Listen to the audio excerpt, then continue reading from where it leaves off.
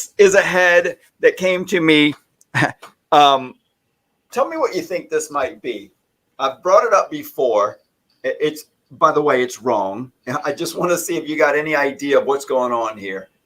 So, well, the parting, but what is this for a asymmetrical bob? So it would be a 12-inch weft. I measured, it's 12 inches long, got a bit of a side part going on. And so this was, I'm always in my head. Should you have drawn that placement backwards? Backwards? What do you mean backwards? Oh, I see, because of the part. I see what you're saying. The part's on the wrong side. In my head, I'm always thinking of how do I separate these things? The most, the least, the best, the worst. This extensions are. This is probably one of our second most watched video. Not this specifically, but the topic of placement. And so this is a weft placed from so high it's wrong to so low it's wrong. And somewhere in the middle it's right. And what I did was I took a real mannequin head with hair and put a weft in like this. And I showed on this side where the weft was, it hung low, it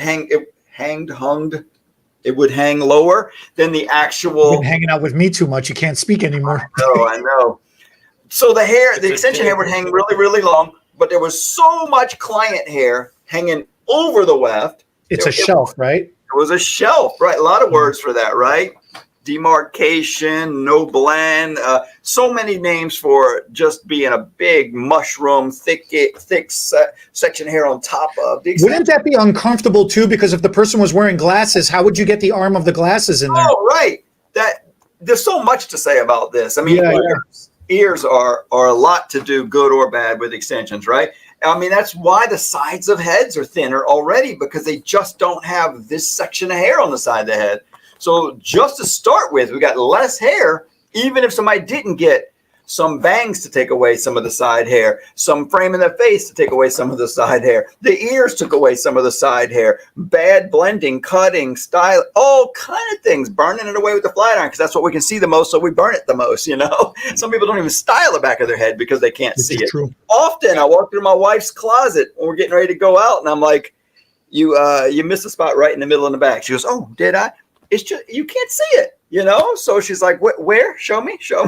But here, what I would notice was that yes, too close to here, when it grows out, it becomes a problem really quickly. So knowing to get a little further away from the ear helps in a lot of cases here on your lower row. But if you're putting one weft in, where should it go? I mean, it depends on the length of the hair, the thickness of the hair.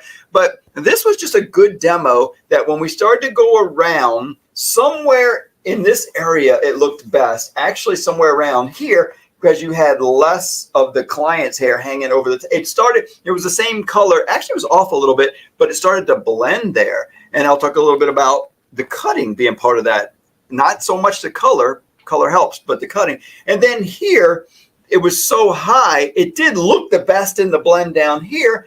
But when this hair separated a little, you could see the weft because it was so close to the part. So that's knowing what you're trying to hide when you put extensions in helps out. When it's here, if the hair is ridiculously thick, sure, you could put it really, really high. But when you put it high, you're worried about the actual application showing. When you put it low, you're worried about the actual hair blending. So you just have to know somewhere in the middle is right. And depending on length, thickness, color, you might want to go a little higher or a little lower.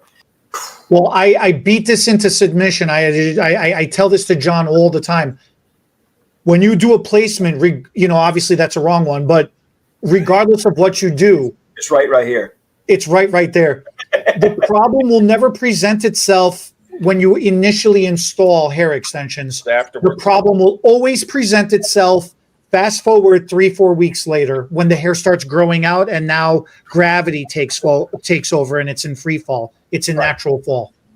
And the hair starts separating over it. That's when the problems always show up. Yeah, and the good thing about that's one of the big advantages of, hey, I hate to say it, I'm gonna give Tape In a little bit of credit, but also On Stage hair extensions. That is one of the upsides of techniques that are reusable.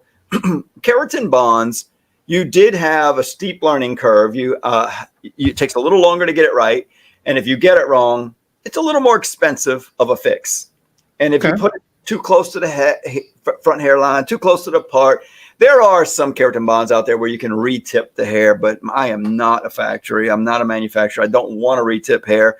After the removal and the stuff that's on the hair, that tip's not going to stay on well anyway. But when you do a little bit wrong, it is nice to be able to take it out and move it. And with on-stage extensions, it's a fast removal and move up.